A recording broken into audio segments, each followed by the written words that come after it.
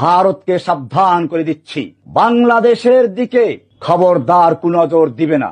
এদিকে যদি চোখ তুলে তাকাও, সে চোখ উপড়ে ফেলা হবে।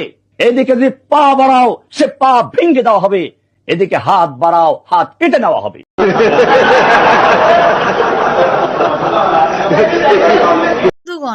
বাংলাদেশের মৌলবাদীরা সদ্য জেল খেটে বেরিয়েছে, তারা এই জাস্ট ডিসেম্বর মাসে ছাড়া পেয়েছে। ছাড়া পেয়েই আবার হাস্যকর সব হুমকি দেওয়া শুরু করে দিয়েছে।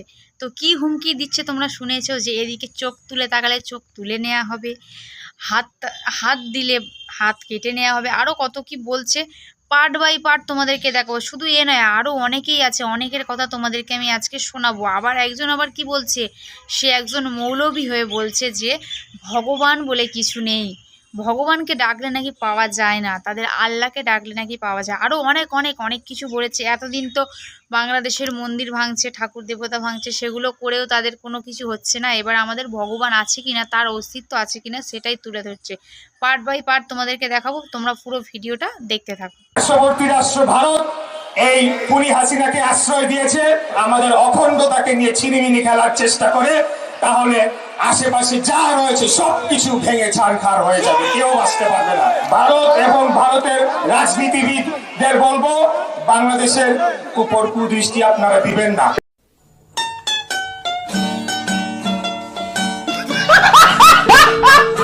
ভারতকে সাবধান করে দিচ্ছি, বাংলাদেশের দিকে খবরদার কুনজর দিবে না। এদিকে যদি চোখ তুলে তাকাও, সে চোখ উপড়ে ফেলা হবে। এদিকে যদি পা বাড়াও, সে পা ভেঙে দেওয়া হবে। এদিকে হাত বাড়াও, হাত কেটে নেওয়া হবে। বাংলাদেশের দালাল তোমরা অনেক কিছু বলছো ভারতকে নিয়ে। ভারত যদি বাংলাদেশের দিকে চোখ তুলে তাকায়, চোখ তুলে নেবে, হাত কেটে ফেলা হবে, অনেক কিছু বলেছো। এবার আমাদের মিঠুনদা, আমাদের ভারতের মিঠুনদা, আমাদের গর্ব, তিনি কি বলছে তার কথা শুনলে তোমাদের হাওয়া বেরিয়ে যাবে না। তো মিঠুনদা, তুমি কি বলতে চাইছো চট করে বলে দাও তো। Do not underestimate India. যখন কোনো নেশনের উপর কিছু করতে যায়, তার অনেক কিছু বাধা আছে, সেই জন্যই ভারত দেখছে। ঠিক এক সময় 1 মিনিটের ব্যাপার, খেলা শেষ হয়ে যাবে। চায়না তাকাক আর পাকিস্তান তাকাক আর বাংলাদেশের এখন যারা এসছে তাকাক, তাদের চোখ উপড়ে ফেলে দেওয়া হবে। মোদী সাহেবকে বলবো, বাংলাদেশের বিরুদ্ধে অবস্থান গ্রহণ করেন না। বাংলাদেশের সাথে পাঙ্গা দিলে এটা খুব কস্টলি হবে। অ্যাটম বোমার ভয় দেখাইন না, নিউক্লিয়ারের ভয় দেখাইন না। আমাদের অনেক বন্ধু রাষ্ট্র আছে যাদের কাছে নিউক্লিয়ার বোম আছে এবং তারা দিতে রাজি হবে। সুতরাং আপনি ব্যবহার করবেন, আমরা এখানে কলা চষবো, এটা হবে না। এখান থেকেও নিউক্লিয়ার বোম লঞ্চ করা হবে। আমাদের দিকে সাম্প্রদায়িক সম্প্রীতি নষ্টের জন্য যদি আন্দোলন করেন, বলে রাখি, সেই আঙুল কিন্তু আমরা কেটে দেব। রাফায়েল বিমানের ভয় দেখায়, আরে ভাড়া আছে কয়টা রাফায়েল বিমান? রাফায়েল বিমান নাকি বাংলাদেশে আসলে আমরা নাকি টয়লেট করব। তাহলে বোঝেন, আমাদের টয়লেট করতে রাফায়েল বিমান লাগে। বন্ধুরা, এতক্ষণ বাংলাদেশের জঙ্গি যারা জেলে ছিল, জেল খেটে হাসিনা চলে যাওয়ার পর ছাড়া পেয়েছে, তারা এত বড় বড় হুমকি দিল আমাদের ভারতের সম্বন্ধে, ঠিক আছে। তো এবার একজনকে দেখাবো, সে মৌলবী, খোদ মৌলবী হয়ে, সে একজন ধর্মী হয়ে অন্য ধর্মকে কিভাবে অপমান করতে পারে, সেটাই তোমাদেরকে আমি দেখাবো, তোমরা দেখতে থাকো। তোদের গোষ্ঠী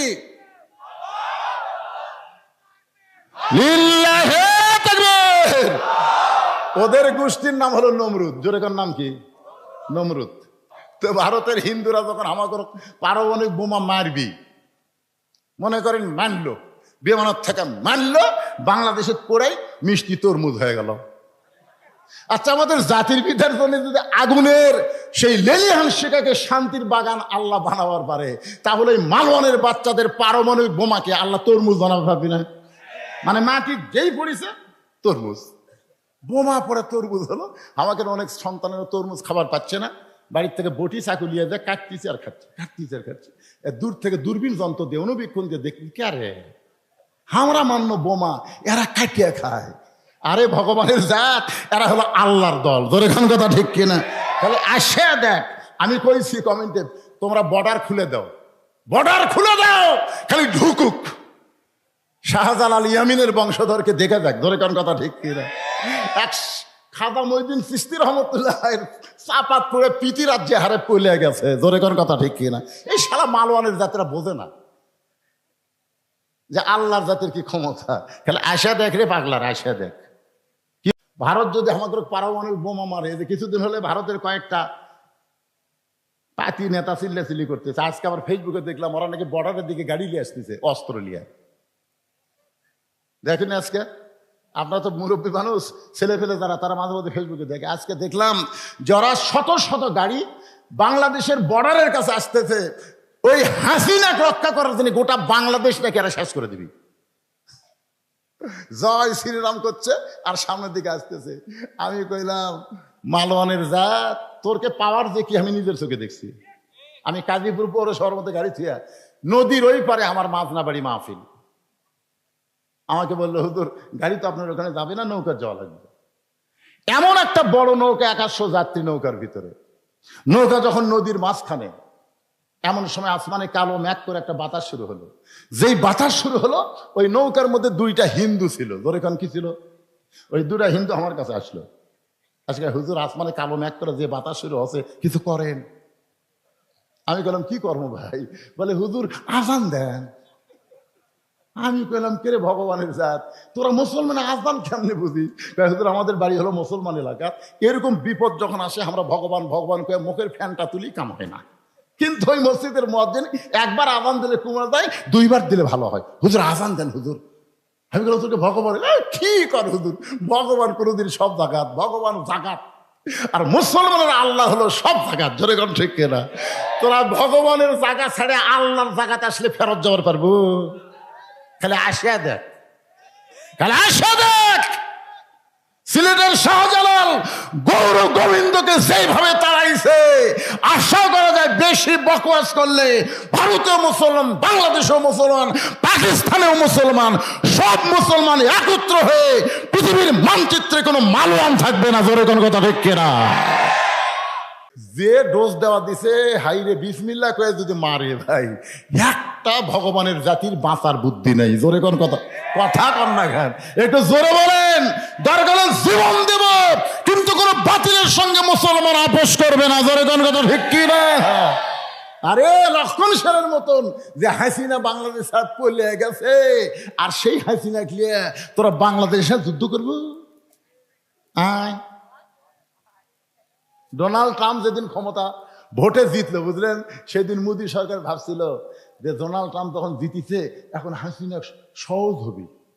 তো ডোনাল্ড ট্রাম্পকে মোদী সরকার বলতেছে, বাংলাদেশের প্রধানমন্ত্রী হাসিনা আমার দেশে আশ্রয় নিছে, কি খবর? ডোনাল্ড ট্রাম্প বলতেছে, এই মেয়াকের সাথে আমার কোনো খবর নেই। তুমি হিন্দু, বাংলাদেশের ভারতের প্রধানমন্ত্রী, তুমি মরদ না মেয়ে? আমি তো পুরুষ। আরে আমার সাথে একটা মেয়ে মানুষ ডানা ছিল, নাম হলো কমলা। আমেরিকার জনগণ বুঝা দিছে যে আমেরিকার লোকেরা লুচ্চা হলেও মরদ মানুষ চাই। জোরে কোন কথা ঠিক কিনা? যতই লুচ্চা হোক আমরা এরশাদ চাচার মতো মানুষ চাই। জোরে কোন কথা ঠিক কিনা? আমরা খালেদা হাসিনাকে আর চাই না। কথা কন না কেন, কথা কন না কেন? বাংলার জমিন আর কোন নারী নেতৃত্ব চলবে? ডোনাল্ড ট্রাম্প কাছে হাসিনা যদি মরদ হতো তাহলে, কিন্তু মেয়ার পক্ষে আমি নাই। মোদি কয় তাহলে তো কাম সারা বারে, এতদিন আমেরিকা নিয়ে যে স্বপ্ন দেখছো আর তার হলো না। 2টার মতন কাল্লা ভিতরে ঢুকিছে। এখন ইস্কন দিয়ে আমাকে মুসলমানের আলিফ ভাইকে চিটারাঙ্গা মারছে একটা উকিলকে। ধরে কোন কথা ঠিক কি না? পরের দিন মুসলমান যে মিছিল বার করছে, সব ইস্কুনের অফিস থুয়ে পলে গেছে। কেন পলাশ কে? কি মনে করতেছে আল্লাহর কাছে ভগবানের খাওয়া আছে? কথা জোরে বলেন, খাওয়া আছে। মুসলমান ইমান আছে, মল্লি শহীদ হবে। হিন্দু মল্লে কুড়ি যাবি, শহীদ হবি, নারায় তকবীর দিবেন, ওরকে জয় শ্রীরাম, ওরকে পাশার মধ্যে ঢুকবি। জোরে কোন কথা, কথা কন না কেন? হ্যাঁ, লিল্লাহে তাকবীর, আল্লাহু আকবার বলে নেতাকে খাড়া করা। কিন্তু নেতা যদি মনে করে 42 সাল পর্যন্ত আমি ওঠবো না, সারা নেতারা এ কাউয়া কুটি গেল রে। 2-3 জন ধরে টেজর তুলে দেওয়া লাগে, আর মাইক পায়া বলে খেলা হবে। রে পাগলা, খেলবার গেলে মাজাত বল থাকা লাগবে। ধরে কোন কথা ঠিক কিনা? কই পলাবো না রে, পলাবি না। ফখরুলের বাড়ির নাকি যাবি? বর্তমান ফখরুল সাহেব যেরকম কথা বলতেছে মনে হয় ওবায়দুল কাদেরের সাথে মিল দিছে, কারণ বিএনপির ফখরুল ইসলাম মাঝে মধ্যে খুব বেয়াসাইজা কথা বলতেছে। ধরে কোন কথা ঠিক কিনা? ইসকনকে নাকি নিষিদ্ধ করা যাবে না, ইসকনকে নিষিদ্ধ করা যাবে না। তারপরে প্রথম আলো ডেলি স্টারের পক্ষে কথা বলতেছে। আমি বিএনপিদের বলবো, শহীদ জিয়ার আদর্শকে ভুলবেন না, শহীদ জিয়ার আদর্শকে গ্রহণ করে দল করেন, আপনাদের মাঝেও ইসলামের পুরাপুরি ভাব চলে আসবে। জোরে কোন কথা ঠিক কিনা? হ্যাঁ, এ ফখরুল কে রে? আগে কোন দল করছে? এক খোদা দরকার। কি বুঝতেছেন? পলাবি না, পলাইনি। এখন লোকমা দিছে, ইমাম সাহেব মনে করতেছে আমি